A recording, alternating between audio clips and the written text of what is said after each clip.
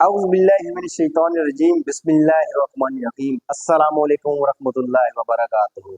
Welcome to Malik educational academy. Dear students, हम पढ़ रहे हैं चैप्टर नंबर 2 10th क्लास की केमिस्ट्री में, और हम एसिड्स और बेसिस के बारे में मुकम्मल तौर पर डिटेल में मुकम्मल डिस्कशन कर चुके हैं। तो आज हम पढ़ने जा रहे हैं हमारा थर्ड टॉपिक, जो कि है सॉल्ट्स। सॉल्ट्स डियर स्टूडेंट, कभी आपने ये सोचा है कि जब हम खाना खाते हैं या टूथब्रश करते हैं या अद्वियात वगैरह इस्तेमाल करते हैं, खाना, टूथपेस्ट या मेडिसिन वगैरह में जो चीजें हम इस्तेमाल कर रहे होते हैं वो सॉल्ट है। आपने कभी गौर किया है कि वो तमाम चीजें सॉल्ट्स होती हैं? इसका मतलब ये है कि chemistry is not only about theory but also have real life involvement. Chemistry सिर्फ थ्योरी नहीं है बल्कि रोजमर्रा जिंदगी में हर जगह पे मुझे मौजूद होती है। यानी कि हमारे खाने से लेकर हमारे दांत साफ करने तक, हमारी अगर हम खुदा न खास्ता बीमार हो जाएं तो हमारी जो अद्वियात होती हैं उनमें हर जगह क्या इस्तेमाल होते हैं? सॉल्ट्स। सो सॉल्ट सिर्फ वो नहीं है जो टेबल सॉल्ट होता है जो हम खाने में इस्तेमाल करते हैं। सॉल्ट्स की मुख्तलिफ अकसाम होती है। तो आज हम पढ़ने जा रहे हैं वो सॉल्ट्स की सारी अकसाम के बारे में।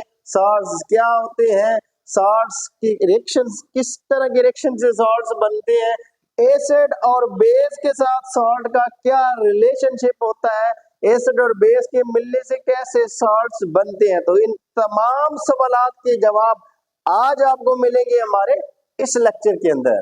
सो डियर स्टूडेंट्स, हम अब करेंगे इसकी definition. Salts are ionic compounds which are formed by the reaction of acids and bases. Salts ionic compound होते हैं, आयन से मिलके बनते हैं, जो कि कैटायन और एनायन के मिलने से बनते हैं। ये एसिडिक रेडिकल के एनायन और बेसिक रेडिकल के कैटायन से बनते हैं।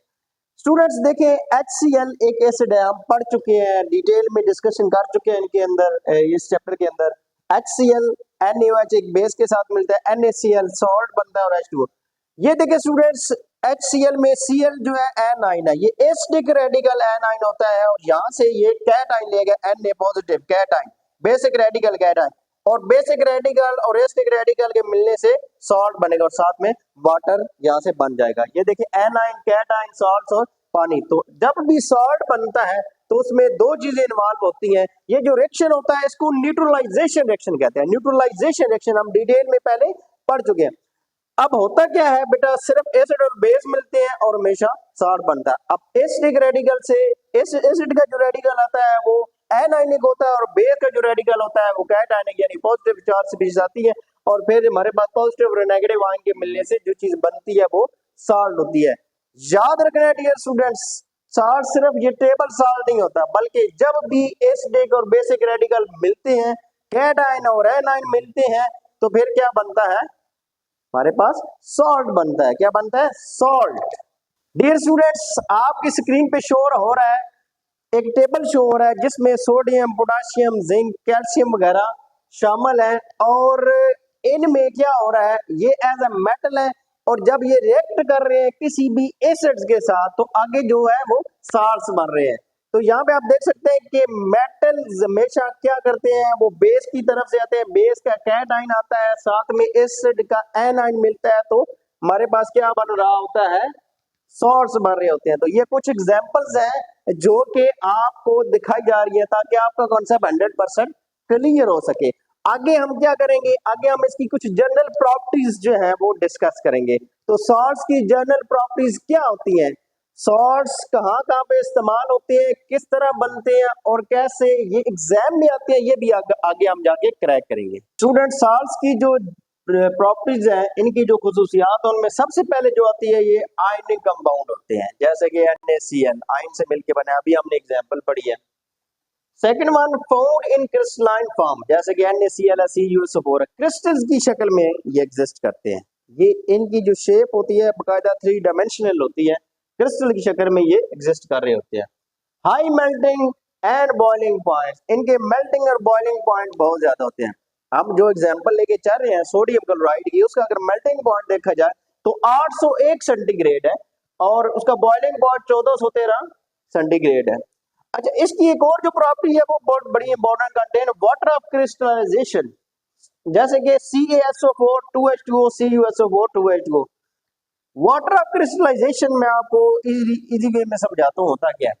जब ये साल्ट्स अगर आप अपने हाथों पे रखें, उसको रब करें, तो आपको ऐसा फील हो कि इनके अंदर पानी पाया जाता है, यानी कि ये वाटर कंटेनिंग जो कंपाउंड्स हैं, ये कैल्शियम सल्फेट और कॉपर सल्फेट, मैंने दो एग्जांपल्स ली हैं।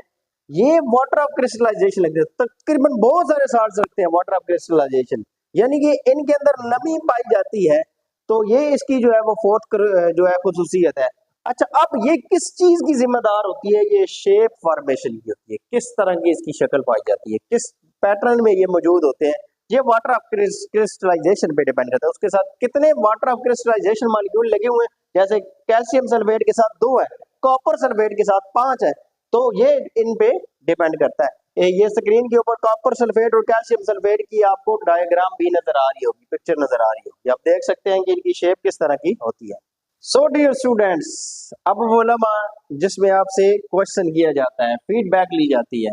तो आज का हमारा जो सवाल है वो ये है कि जब भी सॉल्ट बनता है एसिड और बेस के रिएक्शन से, एसिड और बेस के रिएक्शन से जब सॉल्ट बनता है, तो पॉजिटिव आयन यानी कि कैट आयन कहां से आता है और नेगेटिव आयन यानी एन आयन कहां से आता है, यानी कि कैट आयन एसिड से आता है या बेस से आता है और एन आयन एसिड से आता है या बेस से आता है। ये आपने कमेंट सेक्शन में लाजमी मेंशन करना है ताकि हमें समझ आ जाए, क्लियर हो जाए आइडिया हमारा कि आप लोग इस चीज को कितने इजी वे में, कितने आसान तरीके से जो आपको समझाया जा रहा है उसको कितना अंडरस्टैंड कर रहे हैं।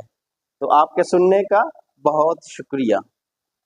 अगर हमारी वीडियो पसंद आई तो लाजमी चैनल को सब्सक्राइब करें और कमेंट सेक्शन में जवाब देना ना भूलिएगा।